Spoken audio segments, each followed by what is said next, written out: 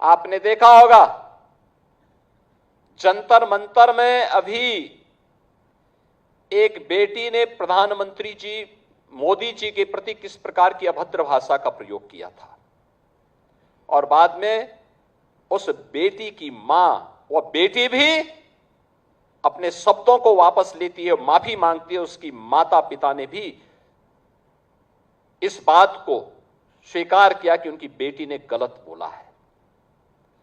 आप क्यों अर्बन नक्सलियों के हाथों भारत की वर्तमान पीढ़ी के भविष्य को खराब करना चाहते हैं? क्यों भारत की विरासत को बर्बाद करना चाहते हैं? क्यों भारत के भविष्य के साथ खिलवाड़ करना चाहते हैं? आपसे एक जिम्मेदार नेता प्रतिपक्ष के रूप में अपनी सकारात्मक भूमिका की अपेक्षा देश रखता था, लेकिन आपने उन भूमिकाओं को भी बर्बाद कर दिया, समाप्त कर दिया है। आपने अपनी जिम्मेदारियों से पूरी तरह अपने आप को अलग कर दिया और यही कारण है कि अमेठी, ये रायबरेली इस परिवार को ढोता तो रहा, लेकिन इस क्षेत्र के सामने पहचान का संकट भी इस परिवार ने हमेशा खड़ा किया।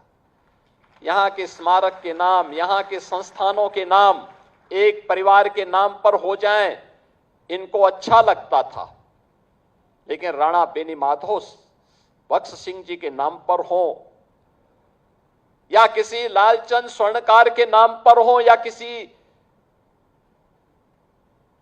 महापराक्रमी बीरा पासी के नाम पर हो, ये कभी आपने या आपकी पीढ़ी ने कभी इसके बारे में सोचा नहीं। जब आप भारत की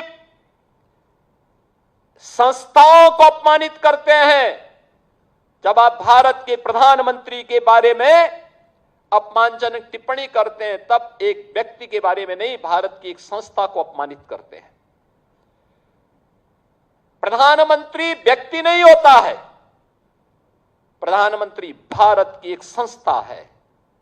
और याद रखना, अगर भारत की ये संस्थाएं कटघरे में खड़ी होंगी तो भारत का हर नागरिक कटघरे में खड़ा होगा। आप जब भारत के प्रधानमंत्री जी के खिलाफ अपमानजनक टिप्पणी करते हैं, अभद्र भाषा का प्रयोग करते हैं, तो ये अभद्र भाषा सचमुच आप भारत को अपमानित करते हैं, भारत की विरासत को अपमानित करते हैं, भारत की वर्तमान पीढ़ी के सामने पहचान का संकट खड़ा करते हैं, क्योंकि यह इंस्टीट्यूशन संदेह के दायरे में खड़ा होता है। और आपको इस प्रकार की गैर जिम्मेदाराना हरकतों से अपने आप को बचना